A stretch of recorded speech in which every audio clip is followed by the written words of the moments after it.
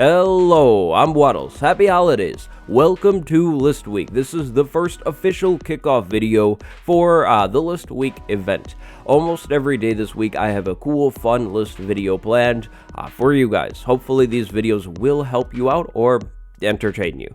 Today we'll be focusing on 5 must-have survival farms. These are farms that I always work towards getting in my world, or at least almost always work towards. If you're a new player, you're in luck because this video will give you direction in terms of like what to do and things to work towards and good stuff like that. Go down below and drop your must-have farm, and while you're down there, drop a like and subscribe because of course you won't want to miss out on the other List Week videos. They're pretty cool. Oh, and also, if you're setting up a server, use that custom link in the description and code Waddles for 25% off your first month with Cubed Host. I don't make anything from it, it's just a good deal. So, the other day I made a post on my community tab about your must-have farms, and farm number 1 on our list today is Messy Desk Productions' must-have survival farm, and I must say, I don't know how I didn't think of this right away. A chicken cooker is 10 out of 10, absolutely a must-have survival farm. These things are so easy to build, very minimal redstone, and very maximum food output. Now, believe it or not, this farm will get you smooth quartz as well. Oh yeah. I'm kidding about that one, but you will get tons of cooked chicken and feathers. Feathers are great for making arrows as well as written books, so if you don't have a skeleton farm in your world, this is a good way to kind of supplement all of those feathers that you would need to, of course, make the arrows. Now, the other nice thing about these farms here is the fact that they get pretty compact as well, which is really nice. If you fill one of these farms up with a bunch of chickens, you will only need one of these in your world near your base, and if you're over there enough, you're never going to run out of food. Spot number 2 on our list today is occupied by a blaze farm. Blaze farms are absolutely wonderful and always a must-have for me. Once I get my footing in a world, I head into the nether, find a blaze spawner in a convenient location, and make a farm out of it. Blaze rods are an excellent fuel source, and of course, blaze are an excellent XP source. I love to use blaze farms for mending up my tools later on in the world. I also seem to oddly enjoy building blaze farms. The blaze are really annoying, but once you corner them off, building the farm really isn't that hard. And in case you needed another reason to build a blaze farm, another hub. You might want to build a base in the nether, but you don't know where to start. Well, if you have a blaze farm, that's where you start. Connect your spawn portal in the nether up to your blaze farm and go from there.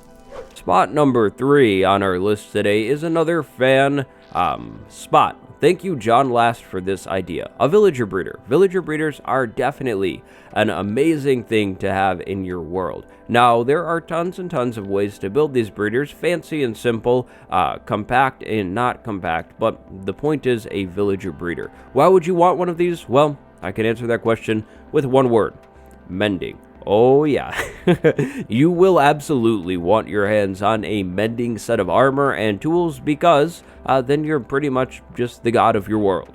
Now, let's not forget about the other trades that the villagers can offer you too. Maybe you have an interest in one of those, and if you're not into trading whatsoever, then an iron farm. Having a villager breeder in your world can and will supply your iron farm, if you have one, with plenty of villagers. And if you don't have one, then now's the time to start making one after you set up your villager breeder. Now, I must be honest, I have never really set one up in survival in any of my worlds, but it's always something on my radar. I just kind of never really get around to it.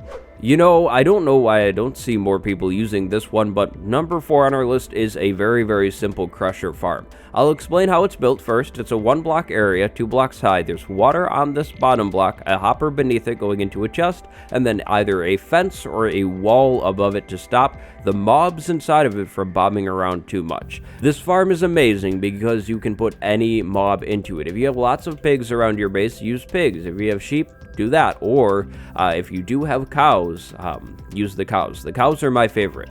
Now, all you need to do with this farm is walk up to it with the correct food, feed all of the animals inside of the farm, and then that's it. Walk away from the farm or pick up all of your loot right away from the pickup chest, of course. Now, unfortunately, you won't be getting cooked food from this farm, but if you use cows like I am, you will get tons and tons of leather in no time. If you breed these animals every few minutes, once all of them are grown, you are going to get a lot of leather and be able to make as many bookshelves as you want, or I suppose don't want.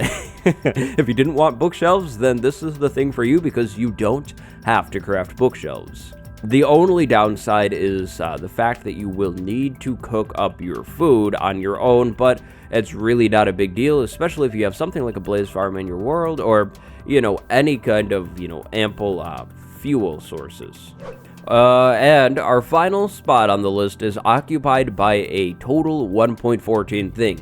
A bamboo farm. I'm putting the bamboo farm in my must-have list because I think it is going to become a really big thing once I get into 1.14 survival. Now, why though? Because bamboo can smelt up things. 4 bamboo for 1 item. Now, really, that's not that good, but if you set up an auto farm, that's absolutely wonderful. Like, why wouldn't you want that? Because you can have an auto bamboo farm running and feeding all of your collection into the back or the side of a furnace to fuel a furnace. Now, you could go complete 1.14 mode as well and put a smoker in here or a blast furnace, whatever. This is just kind of an example. This isn't an auto bamboo farm, of course. But yeah, you feed all of the bamboo into the furnace and then you will smelt forever, or for as long as you have bamboo. If you let the bamboo pile up a little bit before you use the farm, you should be good to go, because bamboo grows pretty fast as well. And of course, you can make a giant bamboo farm with like a block mover breaker thing. Or you could use a wall method and just kind of have pistons coming out of a wall. Anything really would work. Fortunately, I do have a bamboo farm video where I show off 3 different bamboo farms. Each one of those would work if you linked those up to an automatic smelting system. But those are my 5 must-have survival farms. What do you think? Which farm is your favorite? Personally, I am gonna have to go for the Crusher farm as my favorite. Also, drop your must-have farm down in the comments below. My name is Waddles. Thank you very much for watching. Welcome to List Week. Happy Holidays. Merry Christmas. Drop a like and subscribe if you haven't yet. And go have a good day. See you around. Goodbye, everybody.